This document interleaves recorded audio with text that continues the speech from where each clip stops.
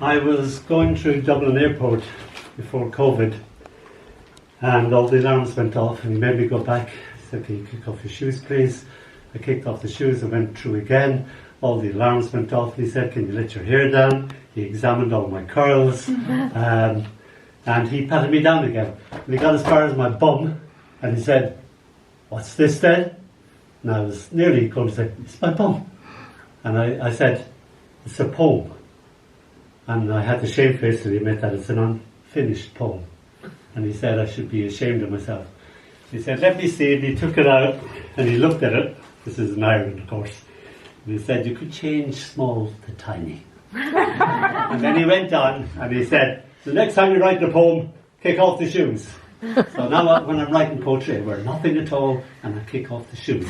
So this is the poem that's in the back of my pocket, and I've only got around to changing small to tiny at this stage. It's called Le Poisson c'est la Rose. I used to sing this to my daughter and she used to love it. Being French, she couldn't understand any of the words except Dónall, Dónall, which means give and take in French. And she just liked Dónall, Dónall, and she'd say that all the time. So, runs in from the garden, claiming, "A rose bit me." No tears like the time when a bee bit me. This time only an awe as she witnesses the mystery of her own blood seeping from a tiny tongue. Amazed to see my insides coming out. Will I be all right? I kiss it better, reassure her, stop the flow. She, a little disappointed that the drama has ended so undramatically. I think I'll go and let it bite me again. It's the same little girl.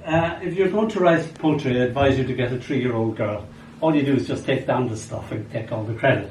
I had no markers, and Ted actually sold me this bookmarker, and she said she read it herself, but I think a 3. 5, bloody hell, Jesus Christ. This is called Mr. Daddy's Soft Soft. I read this at the New Delhi Poetry Festival, and all the Indians really liked this poem. And they all came up to me, the little girls, and said, "That's just like my little girl." So Mr. Daddy's Soft Soft. Always her fascination with me shaving. This, her early morning ritual, observing each action as if it were holy. I hide my face in foam. Santa Claus, she chants, witnesses with delight as the razor goes over my bump without slicing it off. The shaving uncovers the me she knows. Soft, Mr. Daddy's soft. She giggles in a lather of laughter. Me now, she pleads with me. I take the brush, coat her reflection with foam. I shave her with the tip of my little finger. Her reflection sniggers, and she sniggers too. Later, in the early evening, she appears, bearded in fresh cream. She shaves herself with a lollipop stick. Me daddy now, see?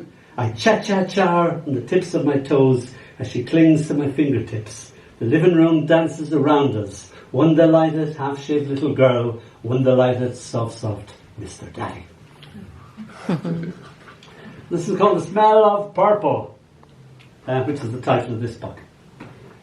She came in one day and she basically just said this to me, and I then questioned and said, "And what is this like? And what is that like?" And she was fed up thinking, "Adults, doesn't everybody feel this, see this, experience the world as I see it?" No, is the answer. Smell of purple. She says she can smell yellow. She says she can smell blue, despite not being able to spell either colour. Oh, yellow smells the same as blue. You know, like a wet kitty drying by the fire.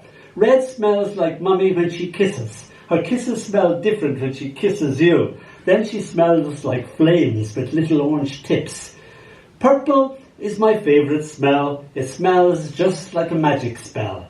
I kiss her goodnight like lilac, only lighter, with little flecks of purple scattered here and there. Yeah. And this is called The Smell of the Light. No, it's not. It's called I Feel Pretty. Oh, so pretty. She used to come in the early hours of the morning, 3 o'clock, 4 o'clock, 6 o'clock, and she used to jump on top of us, and we were just a naked landscape of male and female flesh. and she'd jump upon you, and by God, a 3-year-old girl landing on soft parts of you can really hurt altogether. We were at a cocktail party, darling, and Tilly doesn't care about that. She's still going to jump upon us. So this is called I Feel Pretty. Oh, so pretty. I wake, covered in glorious glitter, smelling strongly of PVA glue, sticking to my cheek, very hung over, and covered in blue, orange, yellow, red feathers. A bubble recently blown perched upon my nose. I still half comatose. My bubbles travel amongst my curls, as through a bigger bubble brightly, nestling neatly over my right eye, I observe my tiny daughter purse her lips and kiss more bubbles into being. Tilly, I force my lips, still frozen to speak, or still frozen to sleep, had to somehow speak. What do you do? Even my syntax and sentence structure is shot. She smiles sweetly. I'm pretty. And this is called The Smell of the Light. She'd never been to a farm before. This is a farm in France, so she was fascinated by everything. Wells, cows, sheep, oh my God. Tilly tells me she adores the smell of the light, watches intensely as I fiddle with the wick of her battered kerosene lamp. I smile as her eyes light up, love how she loves everything with a passion. Adore is her newfound, much-used word. So now she adores the rich ritual of lighting the lamp and all its accordant magic.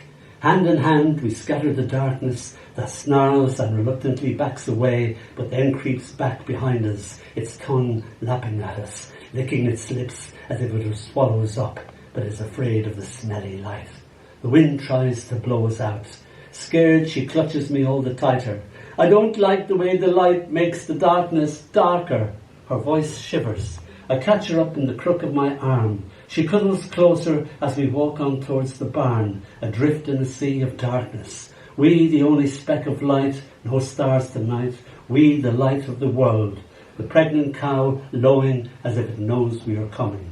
Tilly nuzzles into me, a frightened little mouse, jumping when an owl demands of us, hoo, hoo, hoo, your chest is too tickly. She complains sleepily. Oh yes, my little chickadee, IWC feels her. This never fails to amuse her.